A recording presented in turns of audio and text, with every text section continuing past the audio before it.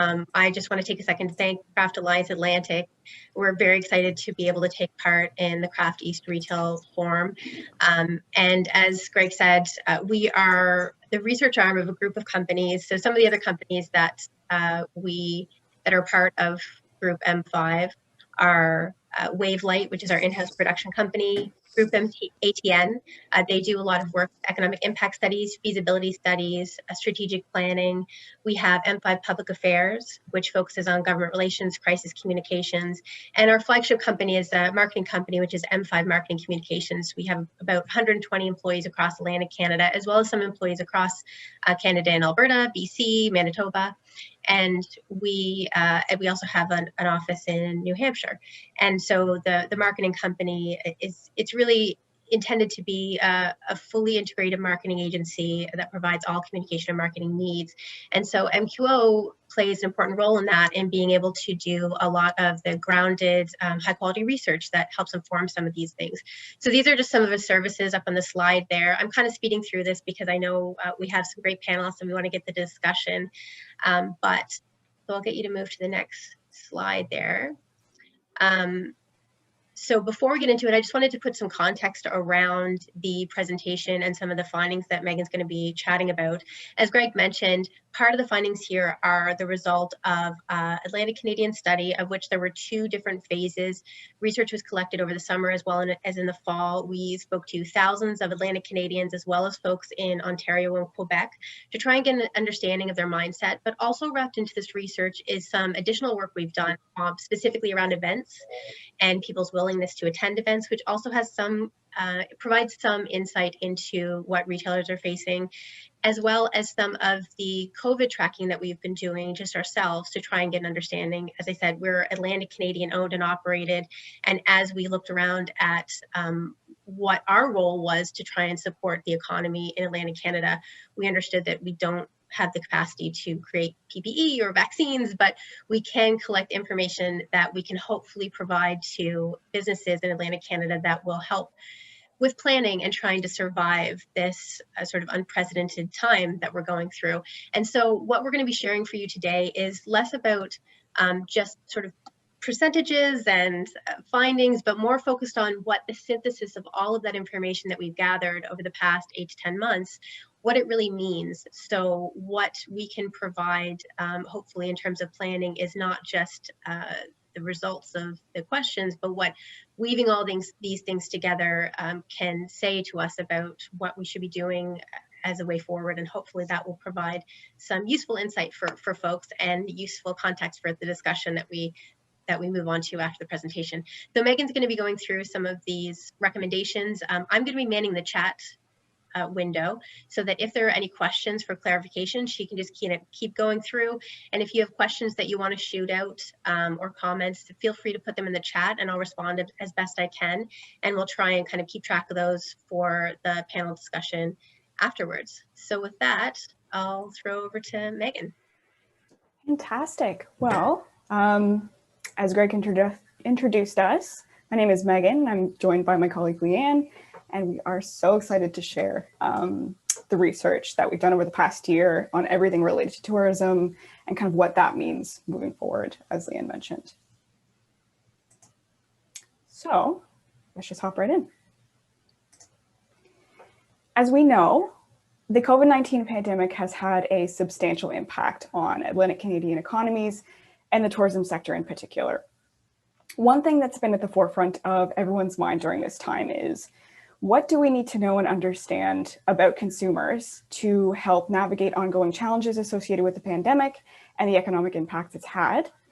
And how do we kind of look at this from a solution-oriented perspective?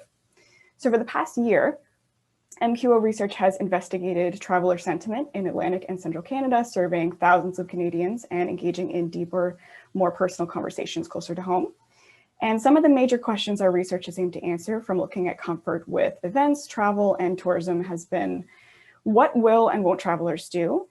What do they want to see? And what concerns do they have? And overall, one of our major guiding questions through the work we've done over the past year has been: what are the overall consumer mindset trends when it comes to travel in Atlantic Canada? And what can be done within the industry to adapt to these trends? We found some pretty clear answers to these questions and want to share with you today our top 8 insights from our research with suggestions for action in the industry and ways that retailers can use these insights for future planning. Point number 1, communicating safety without travelers having to ask is essential. To increase travelers' comfort level, businesses need to be able to effectively communicate that health and safety measures are being followed. So according to a recent poll we conducted with Atlantic Canadians on topics related to COVID-19, we found that spending habits are going back up. That is, fewer people report spending less than normal since the pandemic began. However, people are making different choices about how they're spending. We know that travelers are most concerned with social distancing measures being in place while traveling, followed by being able to sanitize their hands while traveling, and are cognizant of the potential for contracting COVID-19. So 65% of respondents to our larger Atlantic Canada travel study indicated that social distancing is one of the top 3 most important measures they wanted to see while traveling during 2020. We also know that travelers do not want to have to ask about whether a venue or accommodation or any kind of business is sanitized or safe. They want to be sure. Room for doubt will reduce participation in tourism and in any activity. This is why finding ways to clearly communicate what is being done will be essential. So for example, social media is a great tool for sharing up-to-date information on what spaces look like, what measures are being taken, how to get to bathrooms and facilities, and this is where travelers will be looking to get that information. So it'll be crucial to have an updated, strong social media presence for your business to provide this to your consumers. So collectivist messaging continues to be prominent in Atlantic Canada, highlighting what measures are being taken on the operator side and communicating what visitors should do will fit within the theme of teamwork and togetherness. So advertising can really lean on the idea of collective empowerment while being clear, accessible, and informative. So larger scale programs for standardizing adherence to health and safety measures are one way to make travelers feel safe. For example, as part of their overarching Safe and Clean initiative, the Gros Morne region in Newfoundland and Labrador advertises the Safe and Clean Certified designation to local licensed businesses as a certification that businesses are going above and beyond when it comes to public health guidelines on safety. This provides a kind of seal of approval that visitors can look to for assurance that procedures are being followed to the highest standard. Point number 2. Travelers are looking for good deals and limited time offers and would book if a deal was enticing enough. So during the summer, many travelers were taking a wait and see approach to booking travel, and not much has changed since then. Travelers are still hesitant to book trips too far ahead or commit to annual habitual trips to potentially international destinations. This provides a unique opportunity to take advantage of the shorter lead time in decision making. You know, people are thinking much more flexibly about travel right now and are more likely to be spontaneous in their booking, which may extend into the coming summer months. Despite the fact that we will be going into a tourism season where we expect to see increased confidence compared to last year, we may not reach pre-COVID levels because there still will be a portion of the population who may not be vaccinated by that time. So flash sales, package deals, or freebies may be enough to prompt travelers to pull the trigger on booking a getaway. Atlantic Canadians we spoke to recently agreed that they were feeling more spontaneous in their booking and that a great deal or opportunity would be enough for one to, as one person put it, hop in the group chat with their friends and start planning a getaway amongst themselves. So what we can do with that is cooperate among vendors to provide enticing offers to those itching to travel. So for example, PEI Tourism promotes local package deals, and these involve combinations of activities, all-inclusive prices for accommodations, activity passes, and gift vouchers for local businesses. Summer packages are already being promoted for summer 2021, and this is a clear example of different vendors working together to provide a good local experience, benefiting all involved. And gift vouchers could be offered for your business, for example, as a part of these package deals. So although we have yet to explore the incidence of this sentiment in the central Canadian market, we do know that there continues to be significant opportunity in the Atlantic Canadian market right now, as highlighted in our next point, number 3. Travelers want to stay close to home right now, but that doesn't mean they don't want to have leisure experiences. Similar to other places in the world, our research has consistently shown that Canadians intend to stick close to home while traveling in the near future, and the greatest areas of opportunity are staycations. When we surveyed Canadians in July and August, 70% of Central Canadians said they'd be likely to travel within their own provinces come in spring and summer if a vaccine were not available, and 77% of Atlantic Canadians said the same. So this could be a perfect time to inspire pride in one's home province and what it has to offer. So this includes unique Atlantic Canadian products, maybe things people weren't previously aware that they could get at home, or something your province does best of anyone. So the focus will be on leisure experiences that may not require much time on the road, for example, dining, sightseeing, shopping, or spa packages. Shorter trips can really be built around these experiences. So especially during the winter months, we heard that driving long distances was not as appealing of an option, but that a good event or experience, which includes markets and other opportunities for retail, could be turned into a full weekend trip. All in all, those in the industry may have significant success with local consumers over the next year. So you might be thinking about what's unique about what you do. Point number 4. Unsurprisingly, travelers are wary of large crowds. This was consistent across tourism-related aspects such as events, accommodations, transportation, and dining. For example, travelers we surveyed tended to prefer transportation options that allowed them to avoid strangers and takeout options for dining. They'd like to see clear measures in place to ensure crowds are small, capacities for venues or businesses is low, and that they can limit exposure to those outside their immediate circle. So people really want to control their interactions with those outside their group. And this may all sound like operators or business owners should not pursue engaging with larger events, which is not necessarily true. The key here is finding a balance of the precautions in place and being aware of the mindset that travelers want to control their own level of risk. They don't necessarily want to stop going to events or doing things altogether, but they're wary, and that's the key word. So what can be done? We can invest in offerings that allow for distance and communicate capacity limits wherever possible. So a great example of this in action is Halifax's Christmas at the Forum Market this past winter, or this past December, excuse me. So this Christmas market is a staple in the city, and in 2020, clear measures were put in place to ensure maximum distancing without closing altogether. Things like venue capacity, time slot booking, one-way traffic, and making sure the market could run for longer, giving everyone an opportunity to visit. Point number 5. Businesses across industries have found novel ways to move into online spaces. Consumers will appreciate digitized options within tourism now and in the future. According to recent consumer research, more people expect to spend more money using online options and make their current habits more permanent fixtures post-pandemic. Through our research, we found that travelers are comfortable booking and ordering online, and they are interested in things like digital travel packages and itineraries. So these things really contribute to allowing travelers to control more of their experience with their travel parties and help build confidence and participation. Consumers will expect and appreciate an uptake of digitized experiences within your operations, something we've already begun to see in other locations regardless of public health concerns. For example, in other parts of the world, contactless options are extremely popular already. We also know that contactless options for payment using tap has increased substantially over the past year, as has other forms of electronic invoicing and payment. So these are just a few ways to stay agile within what consumers are really looking for right now.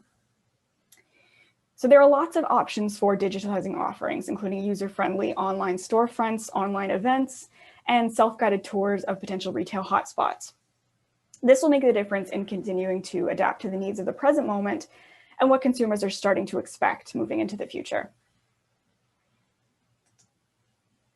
Point number 6. The new normal can have long-term implications for strategy moving forward. We really have a captive audience right now. For example, people are far more likely to change their consumer behavior since the beginning of the pandemic in favor of trying new things and supporting local. Where travelers might typically go on pre-planned vacations, this year they'll be more open to creating new habits and traditions as a result of these disruptions. For people who may typically go down south for a holiday or to another location for an annual trip, the possibility is there to create a new tradition in its place, something people can continue to do even as the ultimate end of the pandemic is still far off. So Atlantic Canadians we spoke to recently said they're looking to replace what they'd find in a tropical vacation, for example, relaxation, all-inclusive deals, that kind of thing, for something more local. And this means their dollars are staying here too. So the solutions we implement now don't have to be a short-term band-aid, but can provide the opportunity to adapt to changes already taking place in all the areas we've discussed, and new possibilities for the future. Therefore, this new normal is an exciting opportunity to ignite major industry growth in Atlantic Canada and capture this brand new captive consumer base. Point number 7. Travelers want to support local, but local may need more support. So some Atlantic Canadian travelers we spoke to more recently highlighted the importance of supporting businesses close to home. As highlighted previously, recent consumer research has shown that people are thinking a bit more about the brands they support, and more people are considering supporting local and plan to continue to do so. However, many small businesses have had to close their doors or are struggling.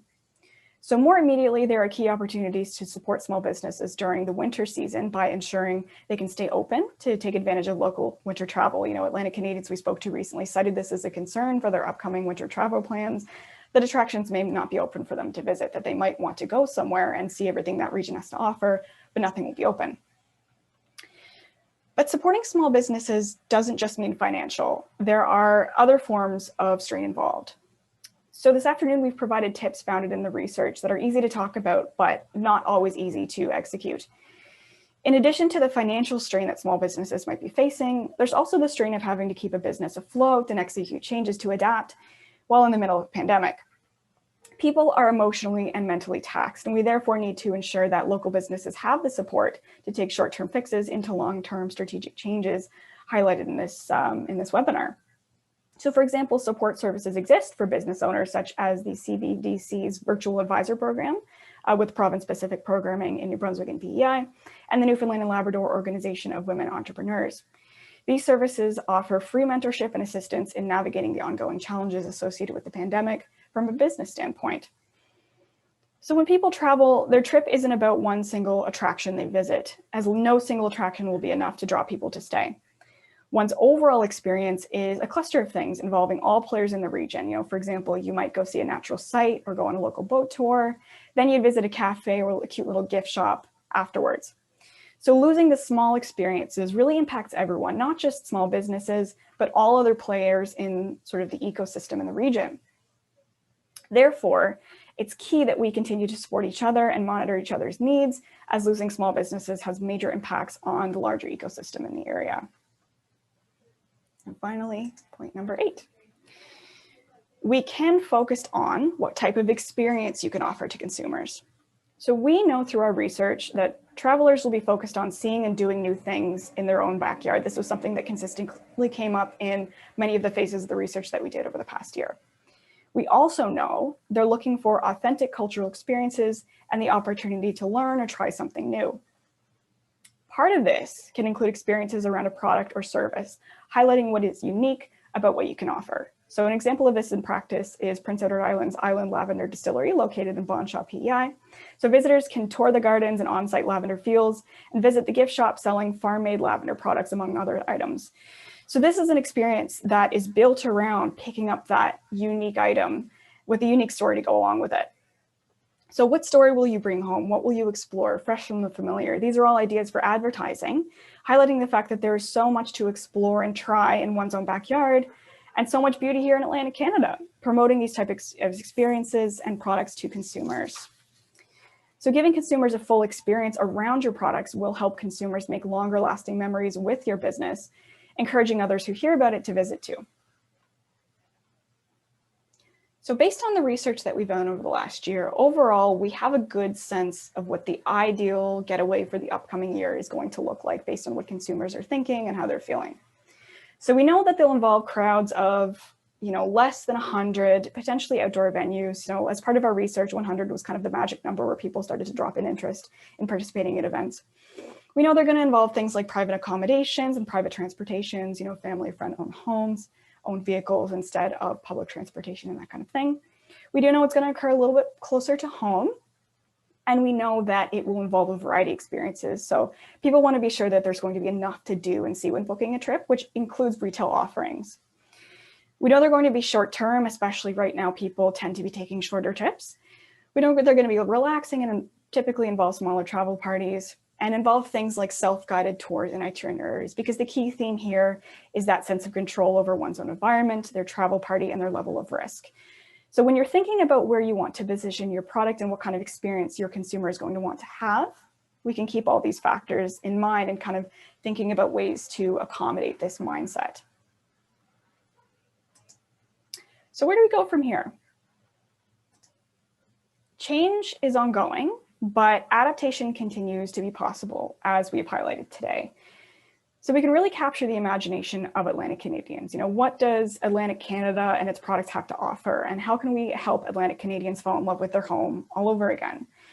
What is possible? You know, based on what we've seen in consumer confident research, COVID-19 has been a major catalyst for innovation. And it's important that we don't lose that momentum moving into the next year and beyond. So we can really shift our offerings to align with this current consumer mindset. You know, it may be a very long time before people feel fully comfortable doing many pre-COVID activities, and people may continue to think and feel differently about the world for years to come. So we asked a suite of questions to Atlantic Canadians in May 2020 related to levels of concern stemming from COVID-19 and its impacts. And when we asked these questions again in November 2020, we didn't see any significant change in levels of concern across economic impact or individual health outcomes, for example. Concerns have remained high, with 90% of people reporting concern with the economy this winter, on par with May 2020's results. However, it is possible to work with that, as we've demonstrated today, and help people see that this new normal is something that can be very positive and exciting for the future. So with that being said, we can kind of open it up to our panelist discussion and continue the conversation from there. Thanks, Megan. So we do have three panelists who I think Greg is going to try and promote up from attendees so we can turn on the video now. I'm going to get David Hayashida, Janet Davis, and Caitlin Purcell to introduce themselves and just get a chance to kind of discuss some of their experiences and get your thoughts on sort of how you might have seen some of the findings that we talked about today in practice, or even challenges that you might have seen. Often research and translation to action can be challenging, and hopefully we would love to hear sort of your experiences with that as well. So without ado, I can see Caitlin. Okay. Caitlin, did you want to start with just introducing yourself and talking a little bit about what this year's brought for you, and then we can move on to David and Janet? Sure. I have a seasonal business in Ganesh, Northern Cape Breton. I think I'm the only person in Cape Breton here today. So it was definitely an interesting year for us. Our business is Salty Roses in the Periwinkle Café. It has food. We have a gift shop with a jewelry studio, and we do accommodations. So we're kind of feeling things from all directions this year. Accommodations were very tricky, of course. And food was tricky. Like, everything had to be reconsidered before opening, which was definitely difficult. But once we got going, it felt pretty good, and it was very, very busy. So we made the best of it. And David, did you want to just do a little introduction on yourself and your business and how you found this year? Oh, sorry, David, I think you're on mute. There we go. Okay, so you can hear me now? Mm-hmm, yeah. Okay, so Point Pottery, we run a craft gallery here. It's in Newfoundland and Labrador. So for people who know St. John's, the capital, we're about 6 hours drive outside of there. So we typically run from May until Christmas time. And it'll be our 30th year next year in business. And we're working with about 365 different craftspeople. On TripAdvisor, we're listed as the top shopping destination in the province. Just that gives you a background of who we are. Now, last year, we saw probably about 65% of a regular year in terms of sales. So there was a 35% decline, which is actually a lot better than I thought it would be. I thought the year would be a little bit tougher here. in terms of overall attendance, we get about 13,000 in the course of our year, but we saw about 4,000 people come through the door. So that was a 70% decline in the number of people coming through the door. So that was pretty substantial. Well, we made some really radical changes to the space. Our space, we reduced it by 80%. So we had only 20% of our space open. Because of the nature of it, we could really only do one bubble group at a time. So we did a 15-minute time limit. So there was basically, we did 4 sales an hour. So that's pretty limiting in itself. We did do masks from the first day we opened in May. And so that was something to show, how important cleanliness was, absolutely. And we felt that about 70 to 80% of the people that we saw last summer were new customers. So that was a new experience for us as well. And then in terms of what we expect for this coming year, I think it's still going to be pretty challenging. It might even be more challenging. And so we're contemplating maybe reducing our hours a little bit. We're open 7 days a week from 9 to 5:30. So we're thinking we'll tighten up on those hours probably. But I'll let somebody else jump in now. Thanks, Janet. Thank you.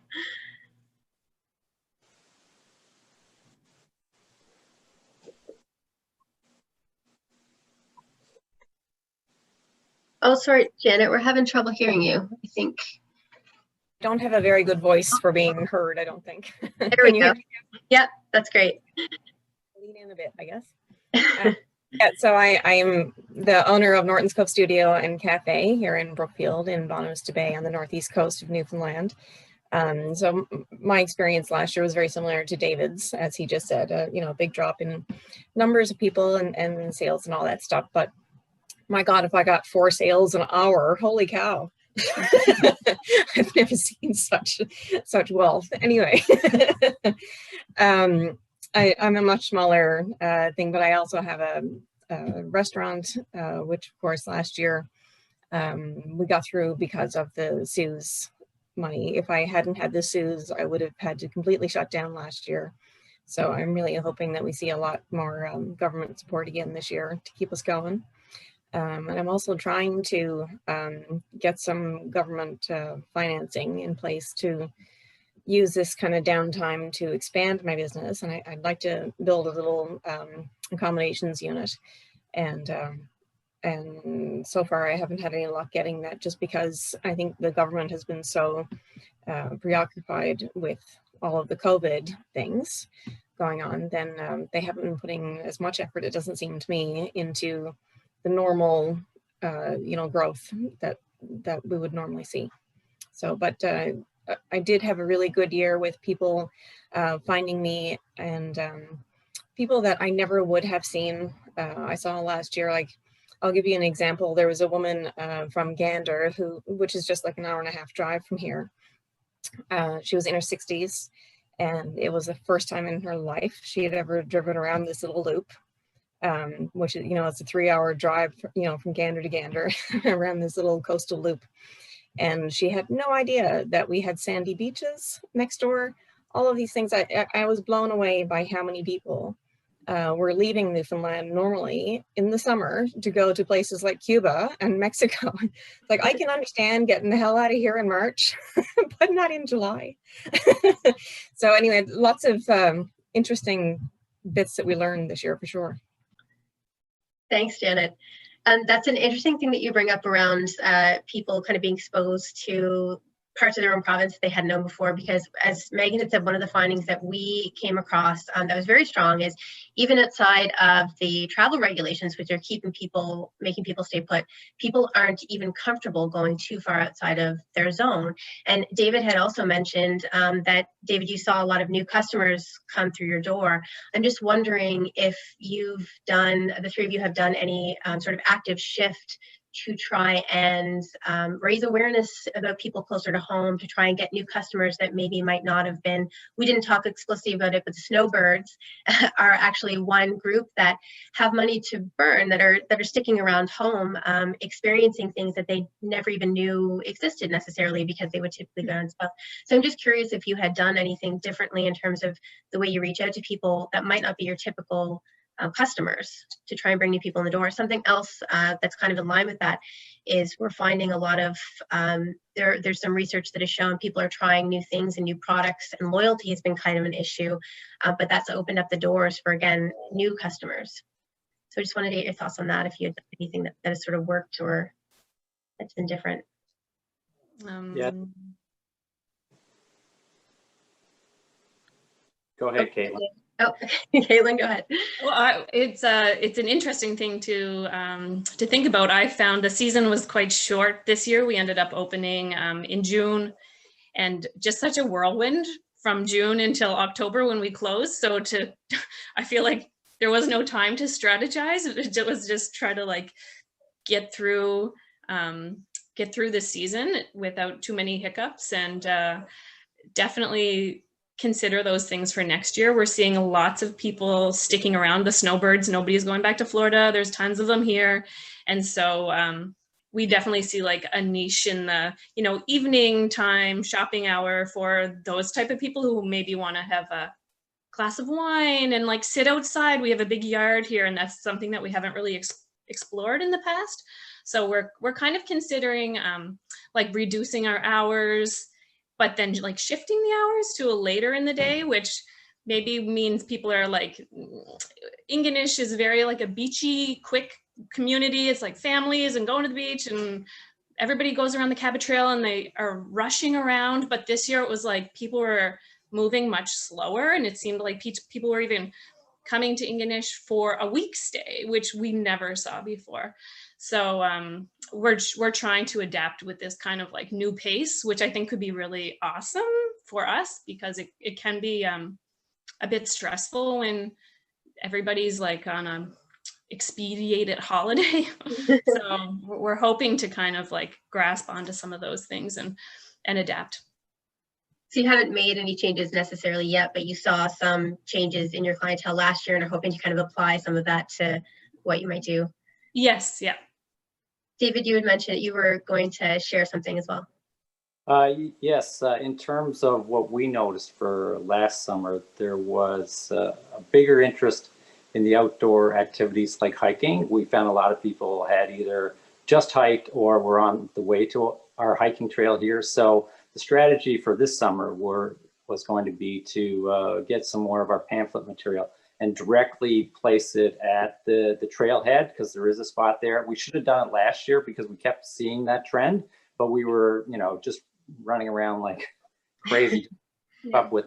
So, but this summer that is going to be a strategy to get the local people to come and find us, because we were shocked, like other people, so many people who were so close who had never been to our location. So that's definitely something new.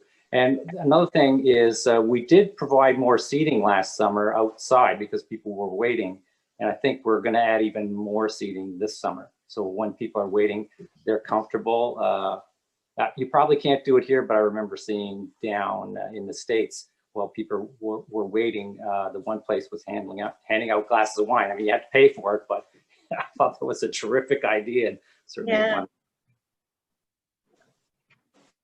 Janet, did you have anything? Sure. I mean, I found that I didn't really need to alter I have a marketing scheme. Let's see one of those chalkboards back there. That's my weekly marketing scheme. And so I didn't find that I needed to change anything about what I was doing and who I was trying to attract. But the Newfoundland government did a great job with the Come Home Year ads and stuff. So, and I think being on an island, there wasn't really a whole lot of choice for people. It was either go somewhere local, and I'm lucky enough to be close enough to St. John's, just a 4-hour drive away, that it wasn't a major undertaking to get here. So all that worked out very nicely. Thanks.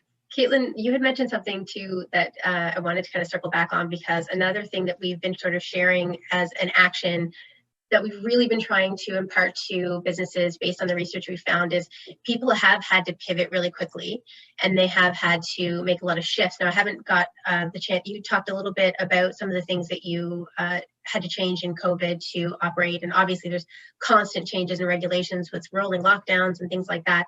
But a lot of people have had to put a little more emphasis on online, curbside pickup, spacing, things like that. And you mentioned the word sort of surviving the season. You just had to kind of get through it.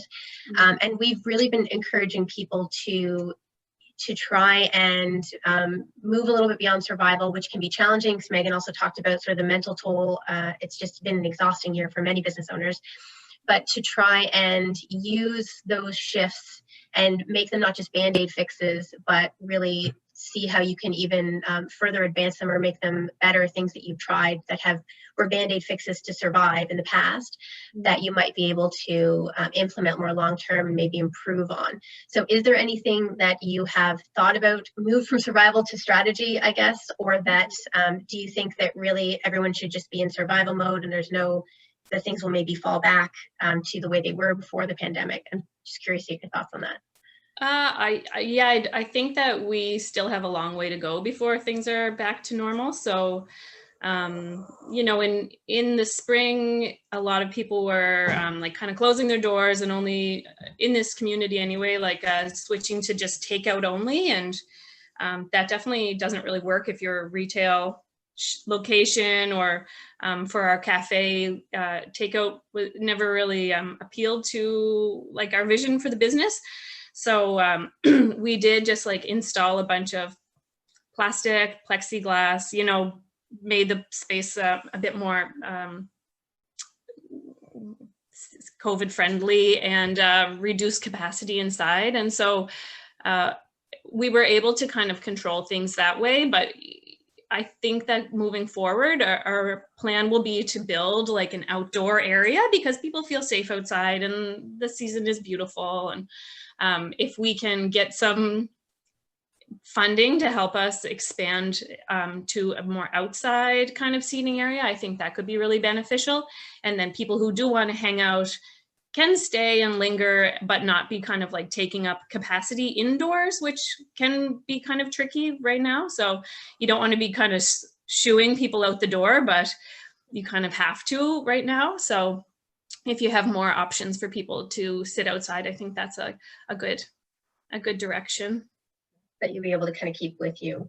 Yeah. Beyond in the post days. Yeah. Did anyone else have any thoughts on that, on this whole idea of just surviving COVID versus maybe trying to use this as an opportunity to do things that more strategically that you might not have considered otherwise in terms of changing your business or approach? Yeah, in terms of the digitizing options, that kind of thing that you mentioned before, a lot of people that we know have certainly implemented their shopping cart online. We have most of our things online, but we don't have a shopping cart in place as of last summer. But by this summer, we will have our shopping cart in place. So that's kind of what everybody else is doing, and certainly we have to do. We did find that we needed to spend a lot more time dealing with Facebook back and forth. So that was more work, but it was good. And yeah, certainly the whole, I mean, people keep telling me I should spend more time on Instagram. And so maybe I'm going to have to spend some time there too. What about adding things like experiential activities, workshops, demonstration tours, something to kind of fill that void of events that maybe aren't happening as much for people? I was teaching, can you hear me? Oh, I was teaching wedding band workshops. That's like a big part of our business here. And so the year before, I guess 2019, I did about 20 wedding band workshops throughout the season, which was awesome. And people really love it. And it's such a great kind of experience. But last year had to completely cancel those, and not really feeling comfortable to get back into it right yet. So we are considering doing more outdoor events this year. There's inviting guest chefs to come and kind of prepare a meal that we can do outside, and it can be more like by reservation only. And we never had done anything like that in the past, but it feels like, you know, there's many opportunities to have safe experiences that people plan in advance, you know, that they're going to book up because you've advertised for a few weeks or something. So that's kind of the direction that we're going for this 2021 season.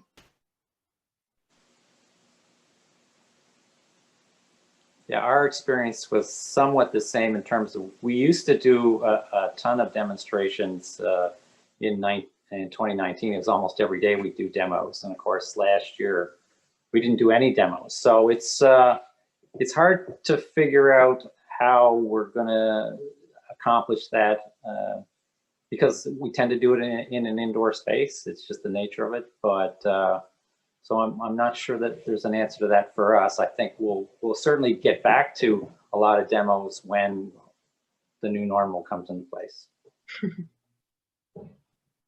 Janet, what about you? Have you incorporated any sort of different types of experiences to sort of draw people in or kind of fill that void or take advantage of that opportunity? The restaurant, we started going by reservation only, which I will never change. That is the best thing ever. It makes a restaurant so much easier to deal with. And even if that reservation is made 5 minutes in you know, it's just made an incredible difference to how smoothly everything ran. So I'll never change that again. But our place is kind of, you know, like we've never seen huge masses of people. So, you know, the idea of having more than one carload of people in my shop at a time hardly ever happens, you know, in the last 20 years. So that wasn't a thing. And the restaurant, the capacity listed by the fire marshal was 69, and I can't seat any more than 40. So to go down to half really didn't make that big a difference. And the way our restaurant is set up, it's a fairly big floor space with the booths already had big pieces of, you know, like wooden dividers in between them, very private, and the tables are far apart. So there was never any issue with that stuff. It was like it was made for it. So when we were getting ready for COVID regulations, basically the only thing we did was we changed the cleaner that we use on the tables because it had to have a bin number or something on it, on the bottle. And we hung a couple of old storm windows in front of our cash. So that was it. And bought everyone masks. Yeah. Smooth transition. I haven't seen any questions come into the chat, so I do have a couple more I'd love to ask you. David, you had mentioned that you are interacting with people on Facebook more. You haven't quite made it to Instagram, maybe, or you don't spend as much time as you should in Instagram. One of the things that, the other things around research that we had talked about that Megan mentioned was people have a desire to, they're going online a lot more to know ahead of time what's going on, what kind of space people have, hours, because hours have been changing. People are looking for that type of information around how regulations, I know Newfoundland right now has gone back to alert level 5, so that's a change that you've had to communicate. So I'm wondering how you've handled this sort of increased demand to communicate with your existing customers and get information out there. Yeah, well, we did pin to the top of our Facebook page the COVID regulations that we had in place because, well, originally when we started out the summer, you could only do kind of takeout from our retail shop. So I mean, they couldn't even come in. And then when we did open to the public, we did ask for masks 100% from the word go, and provincially they didn't ask for that till months later. So yeah, that was something that some people were shocked by. But if they did check our website because it was listed there, or they did check Facebook, or they did check Google, we did have that information out there. But maybe, you know, if we had done more on Instagram and Twitter and stuff like that, which we do some, but not much, that might have helped for the public to be more prepared. But I find the public's certainly more accepting of the fact that, you know, we need to be more cautious. So that's fine. We were always there from the beginning. But yeah, I mean, we're fortunate where we are because I think general uptake in our area has been to be on the side of more cautious. And I know that some areas are different from that. There's a cafe across the street from us, and people would just come over to our place and they'd say, I can't believe how cautious they are. It's fantastic. They loved it. And at the outdoor deck, and they've got a huge outdoor deck. I mean, I'm told now that was the #1 thing that customers wanted last summer. If you had an outdoor deck, that was all they wanted to know. Check in a box. Yeah. I was going to say Newfoundland is actually, we've consistently found on more supportive than some of the other, and Atlantic Canada as a whole is very supportive of public health regulations, but Newfoundland, even above some of the other Atlantic provinces, has been very on the side of caution, very supportive of extra public health measures. Caitlin, Janet, have you changed in the way that you've interacted with people or shared these sort of changes in regulations that have been differing amounts of number of clients that can be indoors versus not indoors, closing through different alert levels, that kind of thing? We definitely find Instagram a helpful tool for the people who are visiting our business. We use Facebook and Instagram, so pretty much anything important that we need to post, we will post on both of those sites. And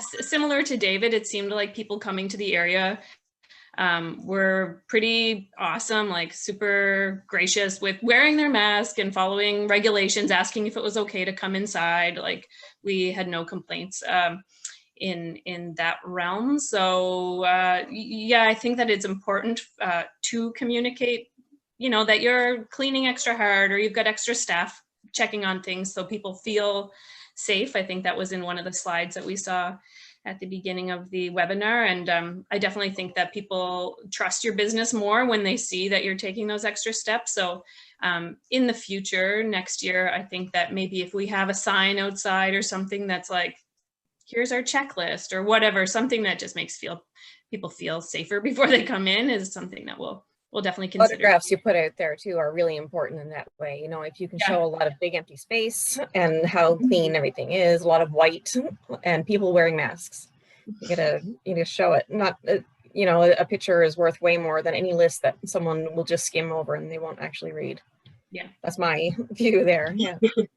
I have a question actually from Julia Purcell on the chat there, wondering if you have used Facebook ads, or I'll put it into any other types of social media ads since the pandemic started.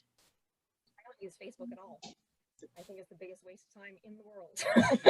And most people who I find business owners that use Facebook, they spend more time answering stupid questions from people on Facebook that they could have found the answer to by just looking up your website, and wasting your time. But anyway, so that's a no for me, but I use every other bit of social media, but not Facebook. Facebook. What are your thoughts on that, David? I know you mentioned you spend a lot of time on Facebook answering questions. We do spend a lot of time on Facebook, and spending more time on Facebook, absolutely. But no, I haven't purchased any Facebook ads or Google ads. Yes, so unfortunately, I don't have any experience with that to tell you what to do there.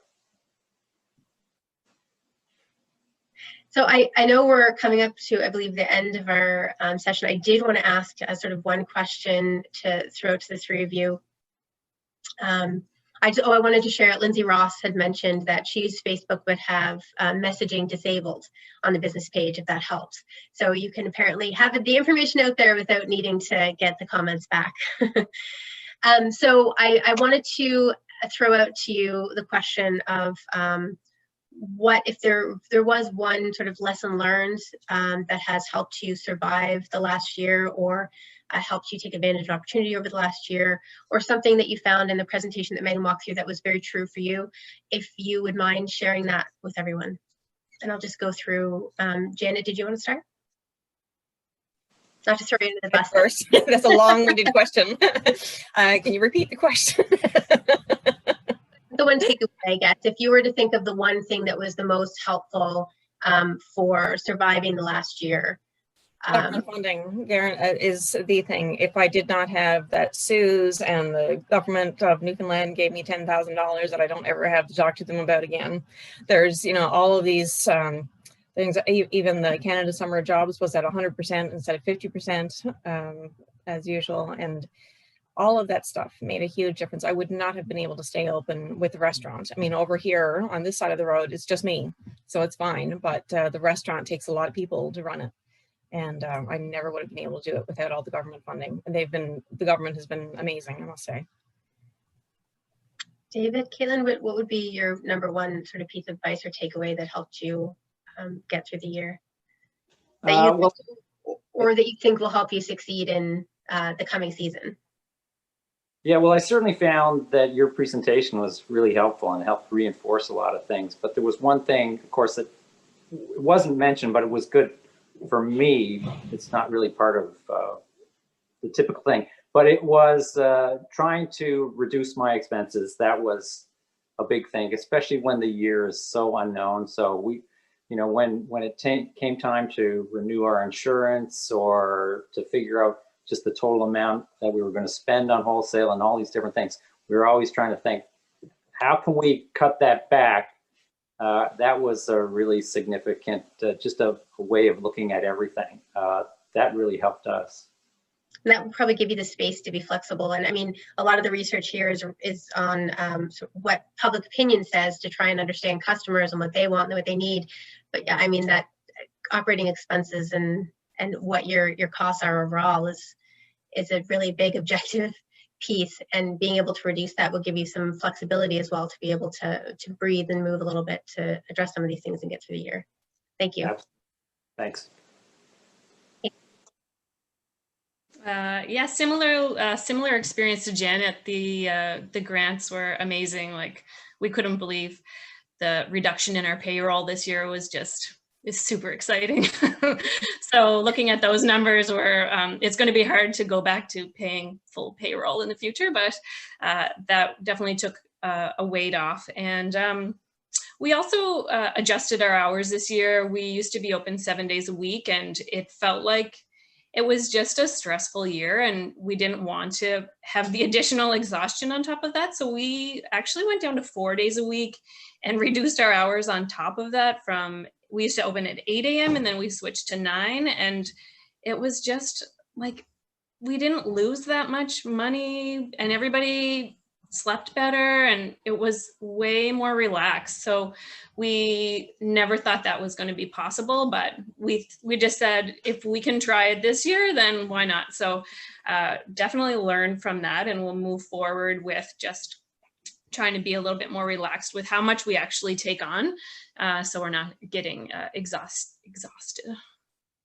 I love that you took a chance on something new here to try something different, and it's great. Lines up a lot with our research around self-care and around acknowledging that this is a very stressful and challenging time outside of all of the other additional challenges you have to face with meeting restrictions and reduced travelers and foot traffic and all of that stuff. So being able to change things up so you can have a little less on your plate is great.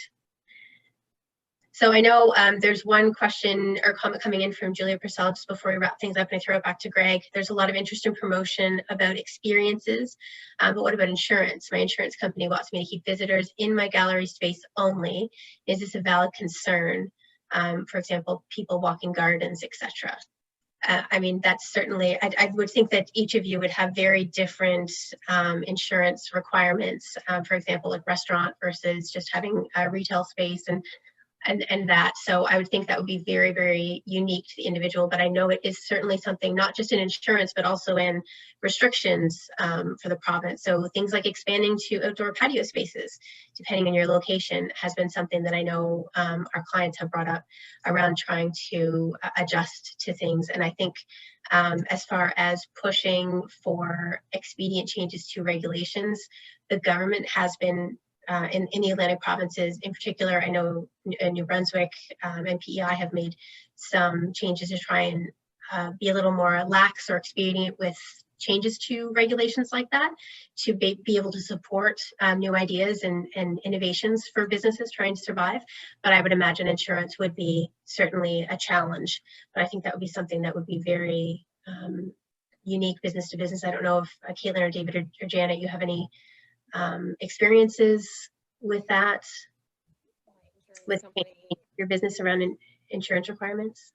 I haven't looked into changes like since COVID with insurance, but as far as I know, people are insured the same out. So like we're allowed to have people on the property as well. We've got like a clear subdivided property here that we are responsible for in our insurance, and it's not something that's on my radar. My insurance people haven't mentioned anything about COVID other than giving me a discount on my vehicle insurance because people were traveling less. That's it. Yeah. Okay, thank you. So I thank you so much for the conversation. I think it was so great hearing from what your experiences are in practice. And I guess I'll throw it back to Greg to sign us off here.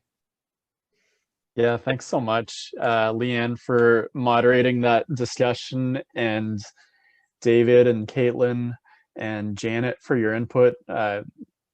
It's all really interesting stuff that I think is really good for idea generating in terms of what, because like you said, everyone's situation is going to be completely unique, right? So it's just about thinking, what was that experience last year like, and how do I adapt my business, you know, if I'm expecting more or less the same thing to be the situation now that I know what it was like. So thanks so much for all of your input on those questions that Leanne posed, and thank you, Megan, too, for the presentation.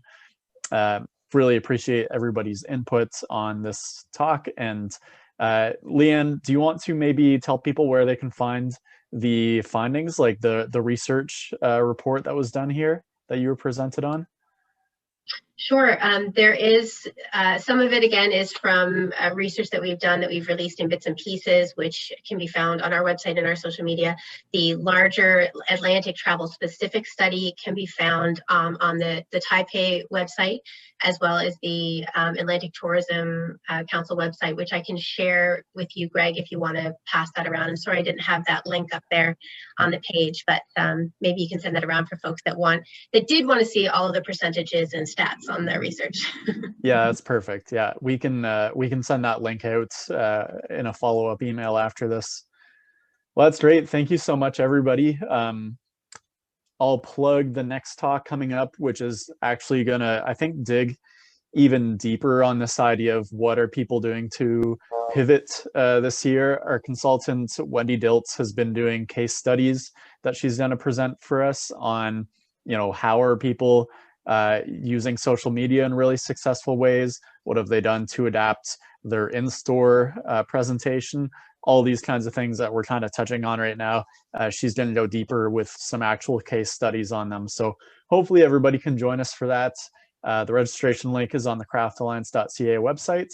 And as I've mentioned before, these videos, or sorry, these webinars will be available on our website later on. So we'll get a chance to upload them later in the week for everybody to access if they want to come back and rewatch them. So thanks a bunch again to all our panelists, and take care, everybody. Good luck in 2021. Thank you. Thank you.